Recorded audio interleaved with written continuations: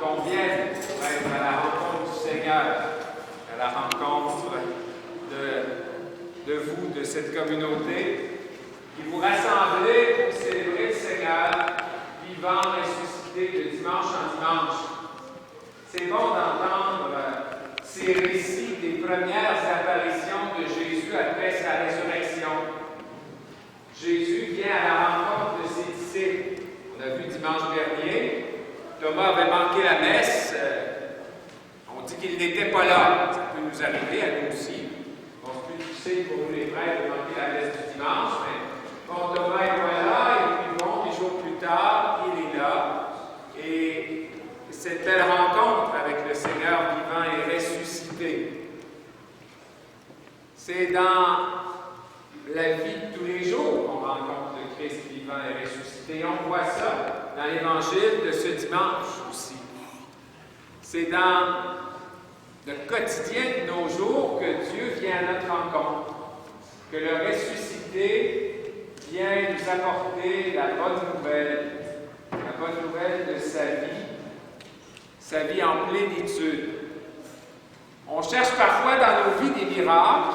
On voudrait que des miracles se produisent, et ça peut arriver, grâce à Dieu. Mais en général, votre expérience du Christ vivant et ressuscité, mon expérience de Jésus, le ressuscité, le vivant, c'est dans le quotidien de nos jours. Et très souvent, comme les disciples, on n'est pas sûr que c'est le Seigneur, on ne le reconnaît pas ou on le reconnaît peu, et après un certain moment, on arrive à dire, ben oui, le Seigneur m'a visité dans cet événement, le Seigneur m'a visité par cette personne qui est venue à moi, ou encore le Seigneur m'a visité quand moi je suis allé à la rencontre de l'autre. Et on voit bien ça dans l'Évangile de ce dimanche. Intéressant, cette pêche miraculeuse après la résurrection. On a entendu l'événement de la pêche miraculeuse au début du ministère de Jésus cette année. On a vu cette page d'Évangile fin janvier, début février, alors que c'était l'hiver, encore un petit peu l'hiver, en tout cas. On a entendu. Et aujourd'hui, c'est un peu la même chose qui se reproduit. Jésus invite les apôtres à jeter les filets. Et là encore, c'est l'abondance, cette pêche miraculeuse. Et là, on reconnaît le disciple que Jésus aimait, il dit à Pierre, c'est le Seigneur. C'est intéressant. 153 poissons. Je ne sais pas si ils ont compté, en tout cas, il y avait bien du temps, j'imagine.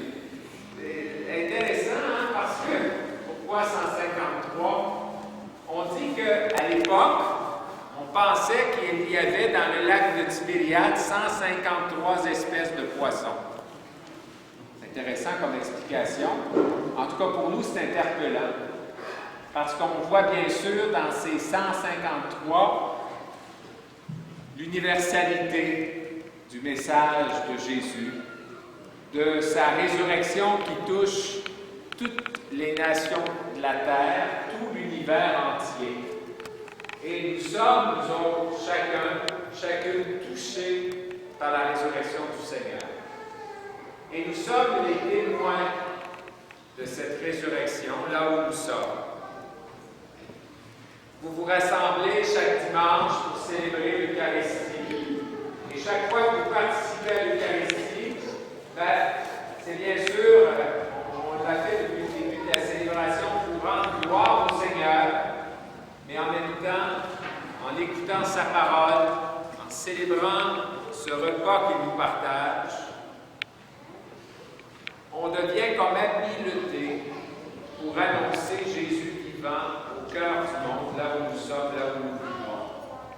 D'apporter la paix là où il y a la division. D'apporter la joie là où il y a de la tristesse.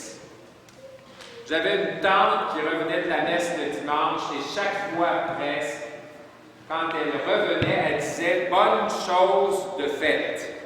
Une expression franco-ontarienne qui voulait dire « bon, voilà, c'est fait pour une semaine ». Et ça me frappait beaucoup comme enfant parce que j'avais l'impression que sa participation à la messe du dimanche était décrochée du reste de sa vie. Bonne chose de fait. Quand tu fais quelque chose que tu n'aimes pas trop, là, on dit ça. Hein? Ici, dans le coin, là, si vous entendez ça, en général, c'est comme bon débarras. C'est fait, et puis bon, on est bon pour une semaine avant d'être pris encore là-dedans. Elle avait cette expression après sa participation à la messe du dimanche. J'étais toujours un peu bouleversé par ça.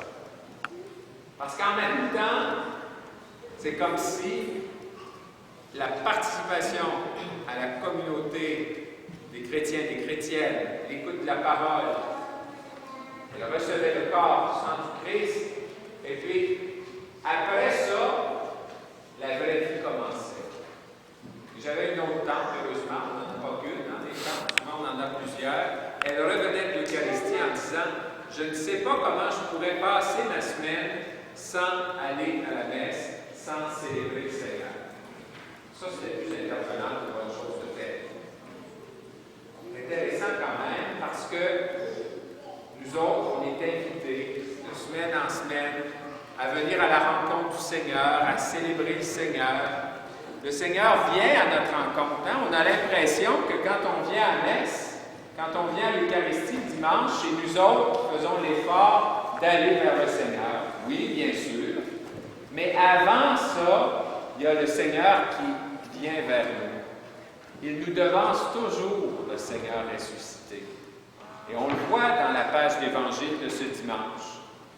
Le Seigneur est là, il vient à la rencontre des disciples qui sont sur le bord du lac et qui sont à pêcher. Et finalement, sa présence, ça fait en sorte que la pêche est fructueuse. Ils prennent 153 poissons, des poissons en abondance. C'est comme ça aussi dans nos expériences du Seigneur vivant et ressuscité. Parfois difficile nos vies aussi. Et on est comme les apôtres. On est sur notre barque. La pêche est loin d'être fructueuse. Et c'est difficile. Et on pourrait souvent se décourager. Et se demander qu'est-ce qu'on fait là. Pourtant, il faut toujours espérer la visite du Seigneur. Et le Seigneur vient toujours, en son temps. Quand le Seigneur est là, ainsi, ça devient fructueux. Ainsi, nos vies, on peut dire que c'est la vie en abondance que nous avons reçue depuis le jour de notre baptême. J'arrive d'un baptême d'un petit cousin et je me disais tantôt, cette vie qu'il reçoit au jour de son baptême, évidemment, il aura besoin de ses parents, de ses parrains marraines, il aura besoin aussi de la communauté, des croyants, des croyantes, pour grandir dans la foi, pour avancer. Oui, je disais tantôt, on a tous et toutes notre expérience du Christ vivant et ressuscité. Et en ces jours de Pâques, il est bon de revisiter notre histoire sainte. On a vu l'histoire du peuple d'Israël pendant le carême avec le Triduum pascal, mais on a aussi chacune de nous notre histoire, notre expérience de Jésus vivant et ressuscité. Formé ici avec les deux autres communautés, la communauté du frère André.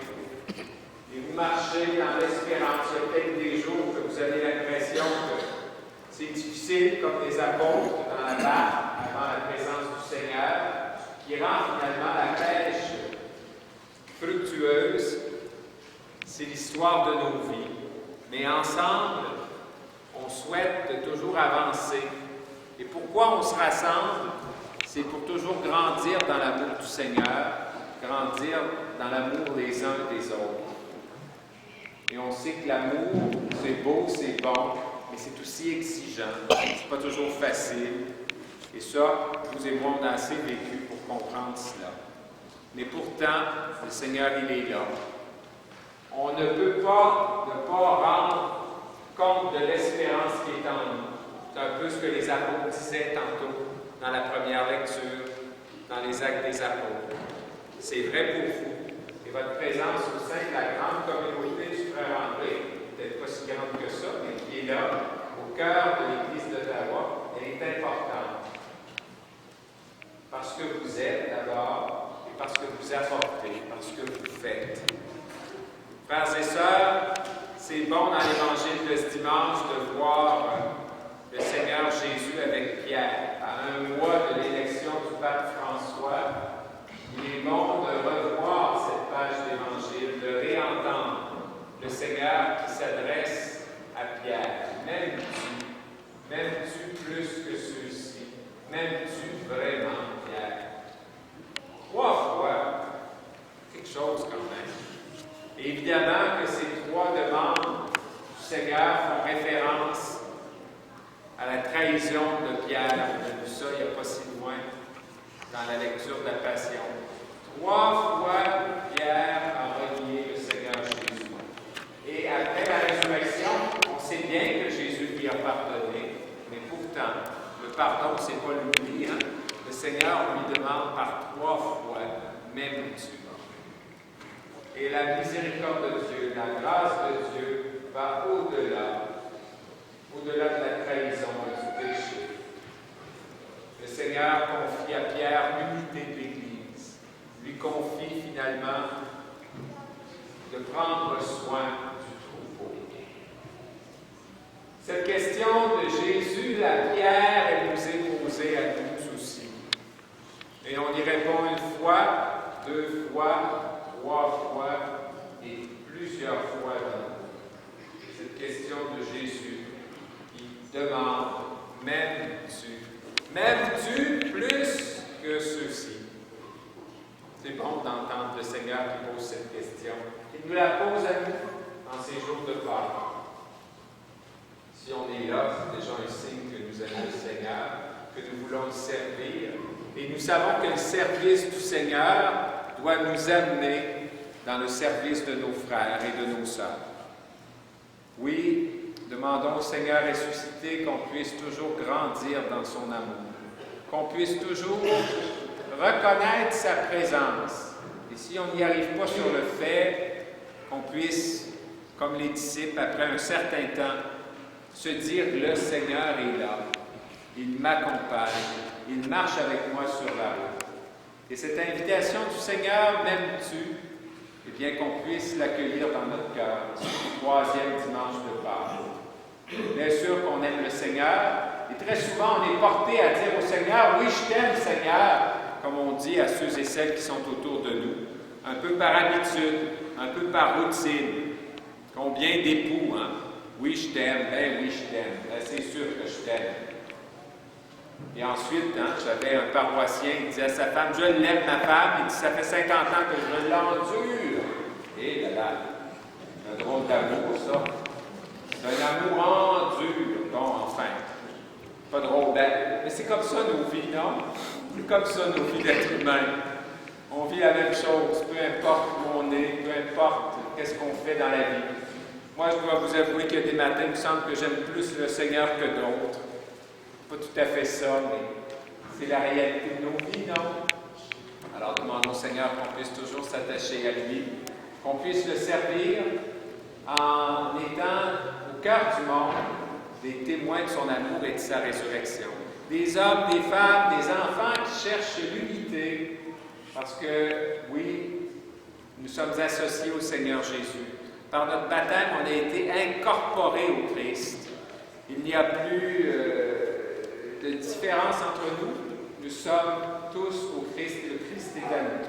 Eh bien, que ça se réalise pour nous, que cette Eucharistie, célébrée aujourd'hui, nous donne force et courage pour être, comme Pierre, des hommes, des femmes, des enfants qui accueillent la grâce de Dieu, malgré nos limites, malgré notre péché, malgré ce que nous sommes, eh bien, qu'on puisse toujours accueillir cette bonne nouvelle du Seigneur qui vient à nous et qui toujours nous invite à grandir dans son amour. Oui, c'est ce que je peux souhaiter pour vous, et pour moi et pour l'ensemble des disciples du Seigneur Jésus, que nous puissions chercher à toujours continuer et reconnaître, j'insiste un peu là-dessus, reconnaître dans le quotidien de nos jours, pas dans les grands miracles, mais dans le quotidien, dans notre vie, dans ce qu'il y a de plus ordinaire de nos vies, reconnaître la présence du ressuscité, du Christ vivant.